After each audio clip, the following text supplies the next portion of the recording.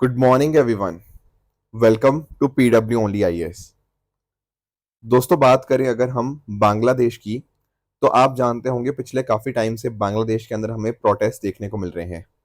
इसका कारण ये था कि बांग्लादेश के अंदर दरअसल में कंट्रोवर्शियल कोटा सिस्टम चलता है, जिसके माध्यम से 30% जो गवर्नमेंट जॉब्स है ना, वो एक तरह से रिजर्व्ड हैं फॉर ऑल दोज पीपल या उनके बच्चों के लिए जिन्होंने 1971 के बांग्लादेश वॉर ऑफ इंडिपेंडेंस के अंदर लड़ाई लड़ी थी।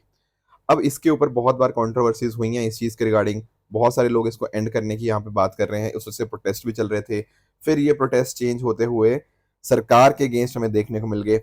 यहाँ पर कुछ प्रोटेस्टर्स ऐसे थे जो बात कर रहे थे कि प्राइम मिनिस्टर को, जो शेख हसीना जी है वहाँ पे, उनको अपना इस्तीफा दे देना चाहिए।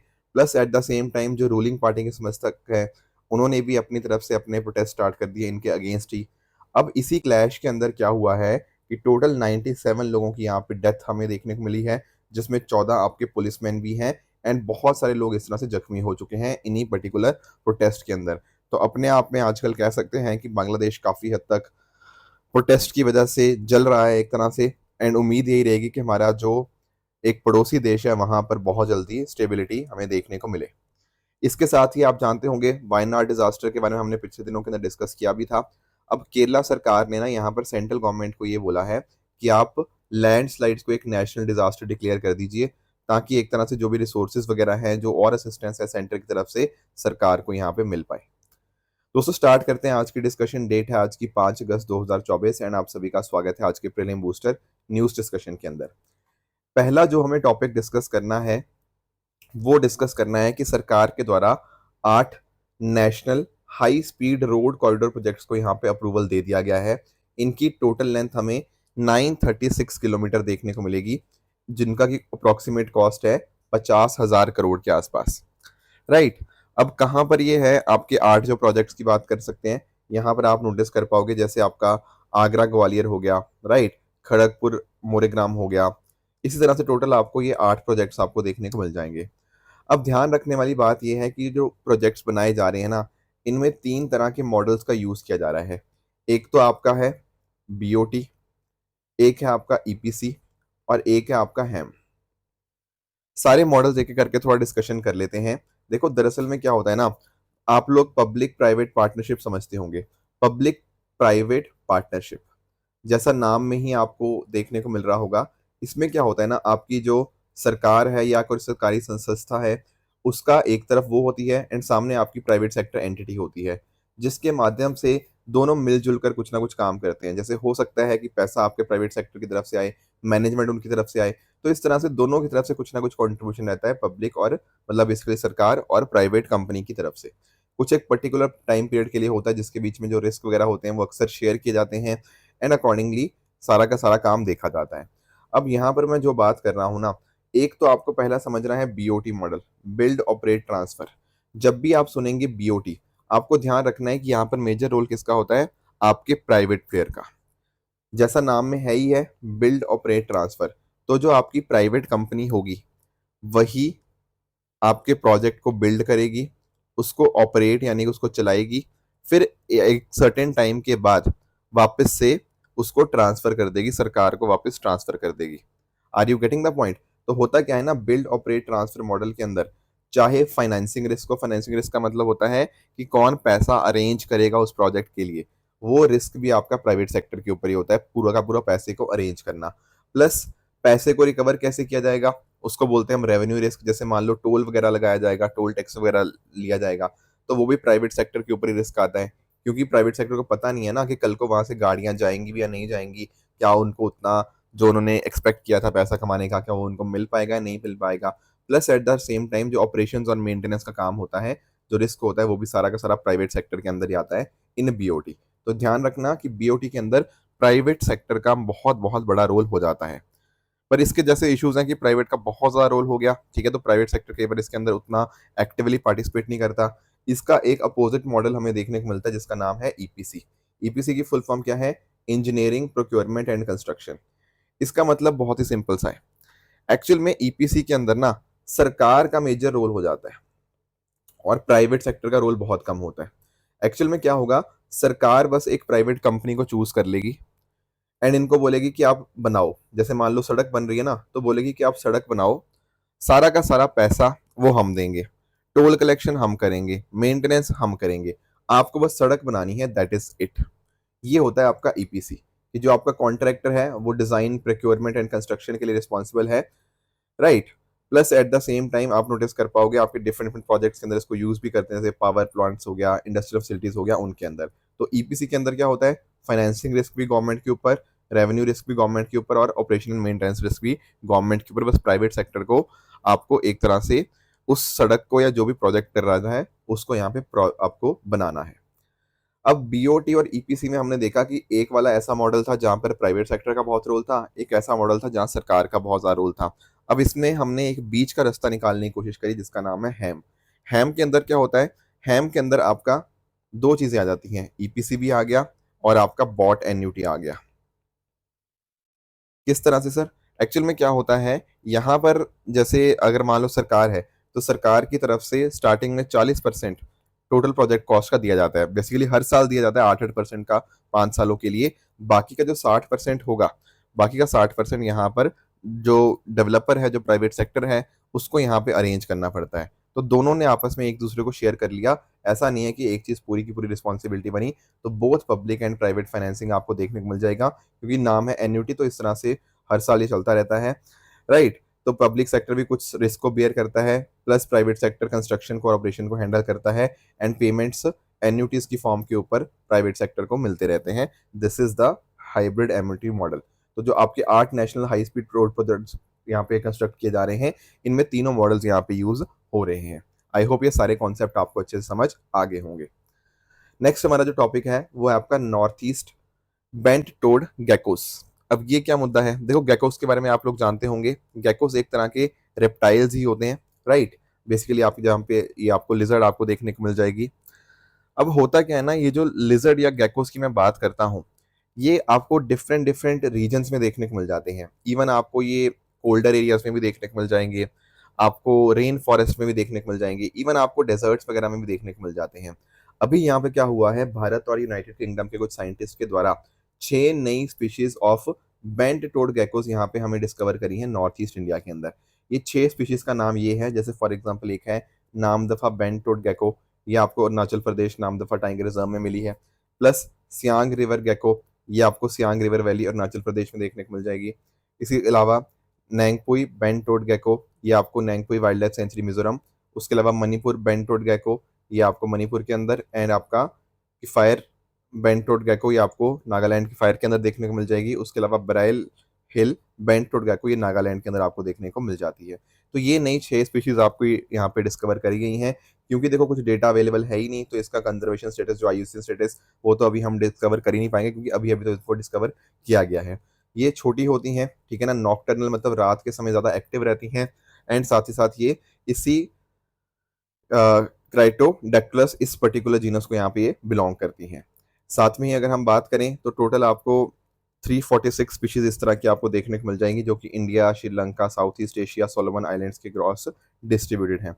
इनको फॉरेस्ट गैकोस या फिर बो फिंगर्ड गैकोस के नाम से भी जाना जाता है। तो ध्यान रखना कहाँ पर डिस्कवर हुई हैं, भारत के नॉर्थ ईस्ट के अंदर, जैसे अरुणाचल प्रदेश, मिजोरम, मणिपुर और नागालैंड। नेक्स्ट दोस्तों हमारा टॉपिक होगा पेंगोंग लेक के बारे में होगा। एक्चुअल में क्या हुआ है, चाइना के द्वारा 400 मीटर के ब्रिज का जो कंस्ट्रक्शन था वो कंप्लीट किया गया है over the northern and southern bank of Pangong so lake. Actual में ना, पहले बात तो आप यहाँ पे थोड़ा मैप समझने की कोशिश करो। देखो कश्मीर पूरा का पूरा भारत का हिस्सा है, इसमें कोई डाउट की बात ही नहीं है। पर कुछ एक एरियाज ऐसे हैं जो है तो भारत का हिस्सा, पर अभी वो कंट्रोल या तो पाकिस्तान का है या चाइना का है। जैसे अगर मैं बात करूं ये वाला रीजन जिसको गिल्टिल बाल्टिस्तान के नाम से जाना जाता है, ये वाला हिस्सा यहाँ पे भारत का ही है, पर ये कंट्रोल पाकिस्तान के अंतर्गत है अभी आज के समय। उसके अलावा यहाँ पर आपको शख्सगाम वैली आपको देखने को मिल जाएगी, ये भी पाकिस्तान के कंट्रोल में था, है भारत का ही हिस्सा, पर यहाँ पर ये पाकिस्तान ने चाइना को दे दिया। इसके अलावा यहाँ पर आपको सियाचिन ग्लेशियर तो देखने को मिल जाएगा। उसके अलावा एक्साई चीन वाला जो रीजन है, अब ये भी भारत का हिस्सा है, पर कहीं ना कहीं जो 1962 का युद्ध हुआ उसके बाद से यहाँ पे चाइना के कंट्रोल में है। अब यहाँ पर ही आपको गलवान वैली भी आपको देखने को मिल जाएगी। यहाँ पर आप नोटिस कीजिएगा ये वाला, यहाँ पे ये आपको देखने को मिलता है, this is Pangong so lake. अब अगर आप पिक्चर को अच्छे से देख पा रहे होंगे ना, तो आप रियलाइज करोगे पैंगोंग त्सो लेक ना ज्यादातर जो हिस्सा है इसका है बेसिकली जो 2/3 हिस्सा है वो आपको चाइना वाली साइड देखने को मिलेगा, एंड जो बाकी का 1/3 हिस्सा है वो आपको भारत वाली साइड देखने को मिल जाएगा। लगभग इसकी लेंथ जो है 135 किलोमीटर के करीब करीब है, तो 45 किलोमीटर इसका इंडिया में पोर्शन आपको देखने को मिल जाएगा, एंड अप्रोक्सीमेटली 90 किलोमीटर वाला जो हिस्सा होगा वो चाइना के द्वारा कंट्रोल्ड रीजन में हमें देखने को मिल जाता है, राइट, जो आपका तिब्बत वाला रीजन हो गया। ठीक है, इस तरह से आपको 600 स्क्वायर किलोमीटर के अंदर आपको ये पैंगोंग त्सो लेक देखने को मिल जाएगी। यहाँ पे ध्यान रखना ये एक लैंड लॉक लेक है, बहुत बहुत इंपॉर्टेंट पॉइंट है।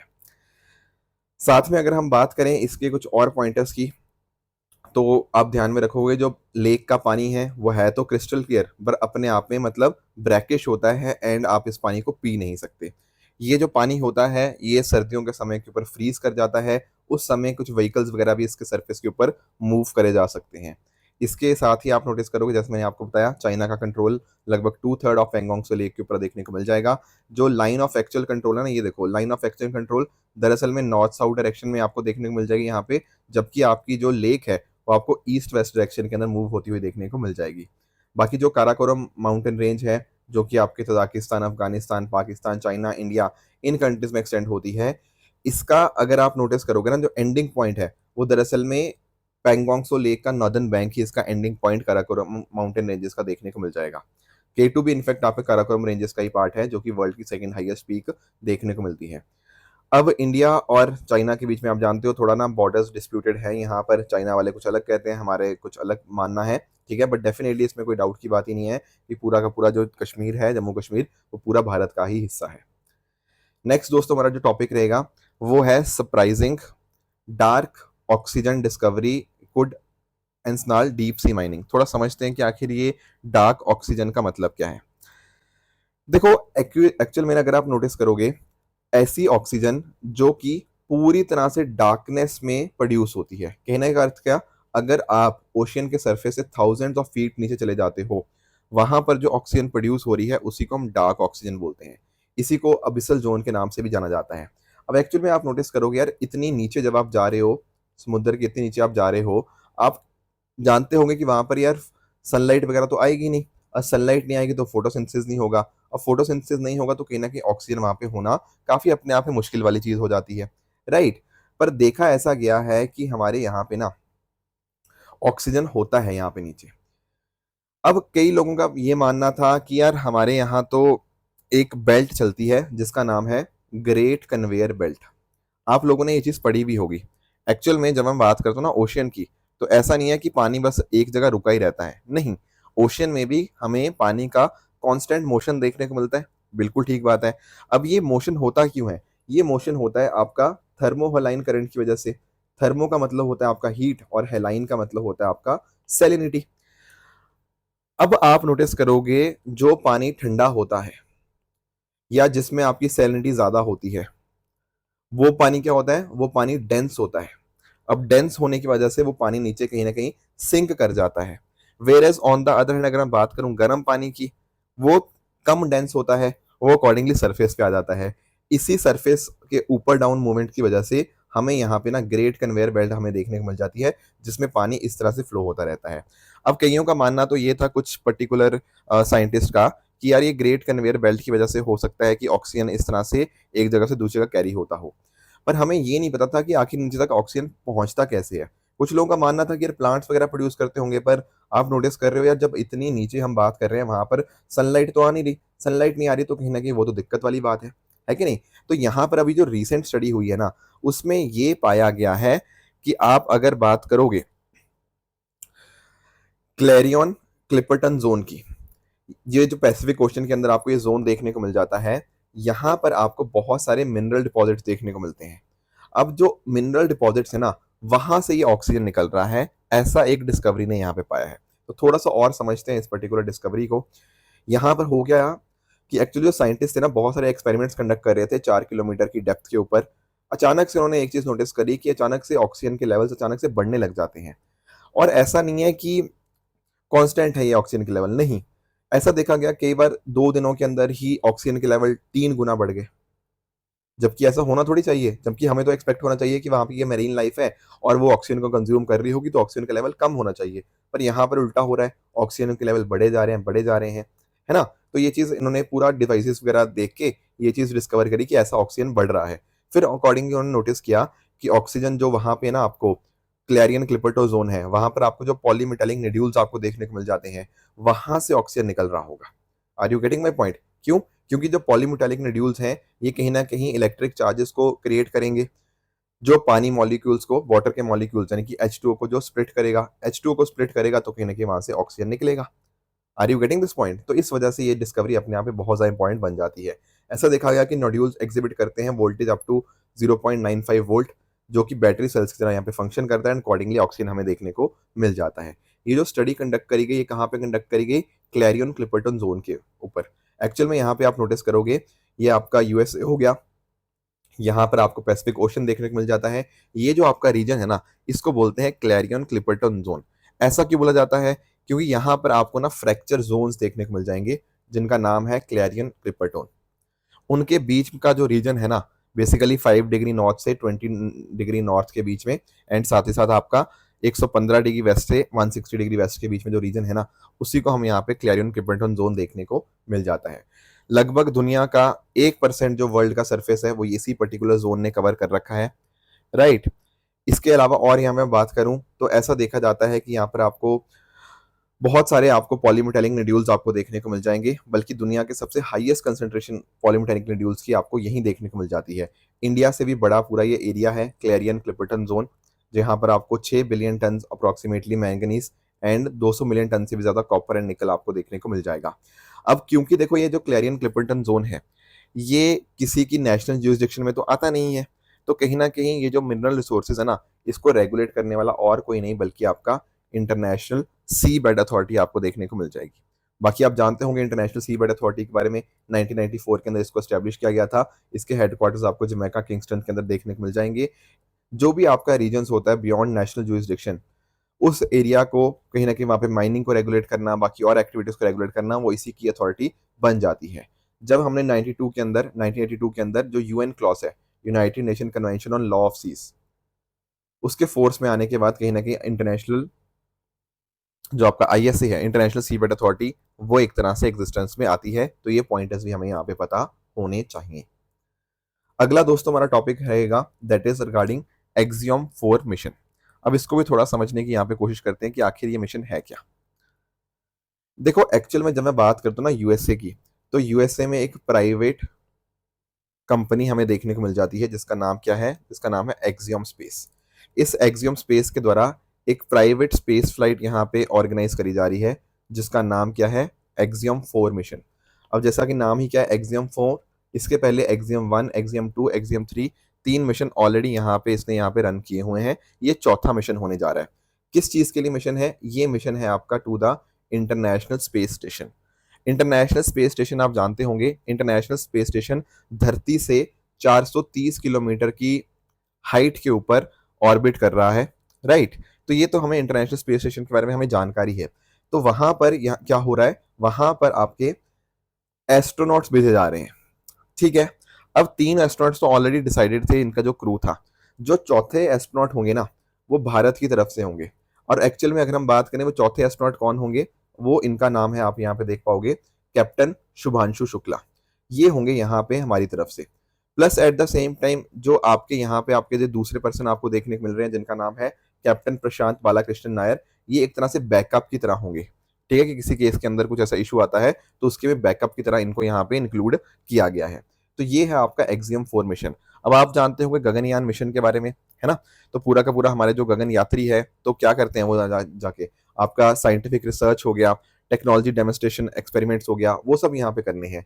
तो हुआ क्या है ना कि नासा और इसरो, इनके बीच में यहाँ पर हमें अरेंजमेंट्स देखने को मिल जाएंगे इसरो नासा कोलैबोरेशन के अंतर्गत। तो हमारा जो इसरो का ह्यूमन स्पेस फ्लाइट सेंटर है, उसने नासा के स्पेस फ्लाइट एग्रीमेंट के साथ यहाँ पे मतलब एग्रीमेंट किया है दोनों ने साथ में मिलकर, ताकि जो सर्विस प्रोवाइडर है एक्सियम स्पेस, उसके लिए एक्सियम जो 4 मिशन है अकॉर्डिंगली इंटरनेशनल स्पेस स्टेशन में जाने के लिए हमारे लोगों को यहाँ पे प्रॉपर ट्रेनिंग प्रोवाइड कर पाए, अकॉर्डिंगली कोलैबोरेशन दोनों के बीच में बढ़ पाए। तो ये है आपका एक्सियम 4 मिशन, जो कि चौथा मिशन होने जा रहा है, प्राइवेट मिशन एक्सियम स्पेस का to the International Space station.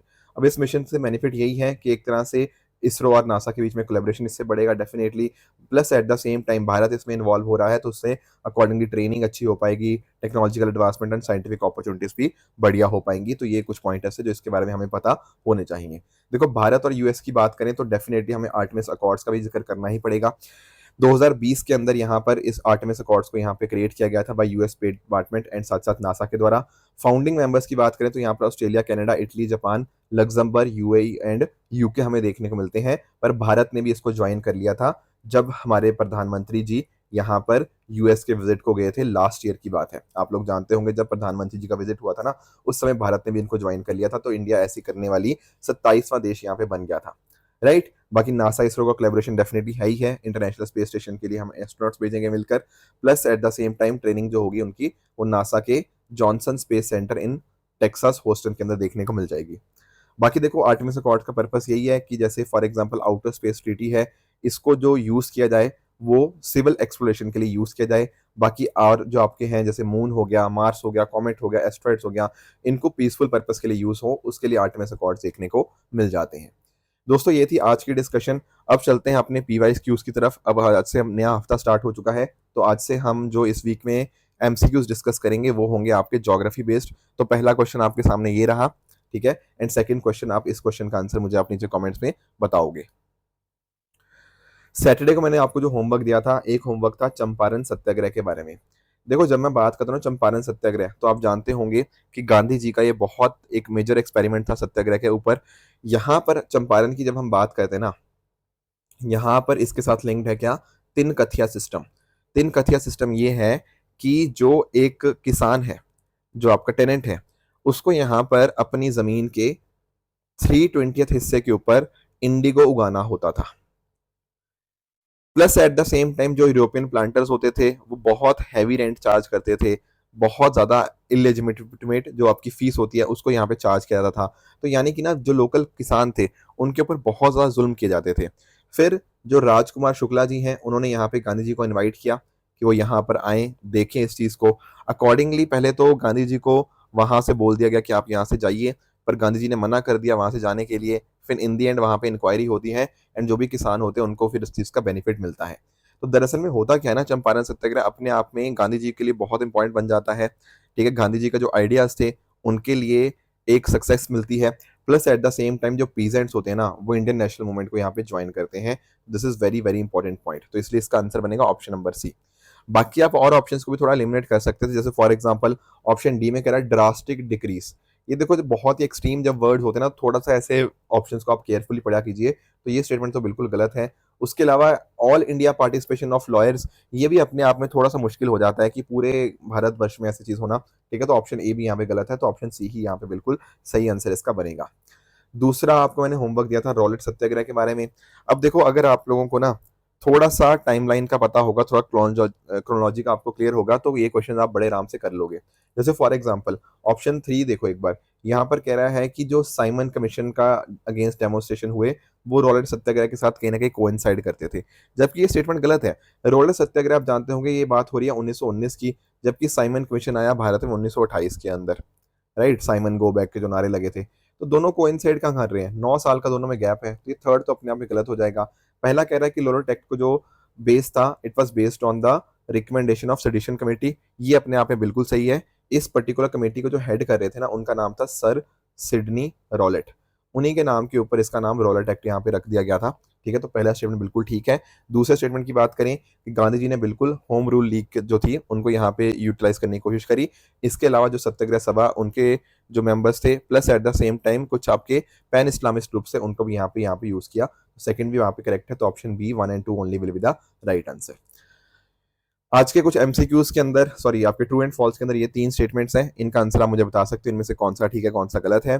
बाकी जो पिछले हफ्ते मैंने आपको होमवर्क दिया था एनकैप के बारे में, तो एनकैप तो दरअसल में 2019 के अंदर लॉन्च किया गया था, तो ये स्टेटमेंट आपकी गलत हो जाएगी। डिफेंस एक्विजिशन काउंसिल की डेफिनेटली आपके जो चेयरमैन होते हैं वो आपके मिनिस्टर ऑफ डिफेंस ही होते हैं, ये स्टेटमेंट आपकी बिल्कुल ठीक है।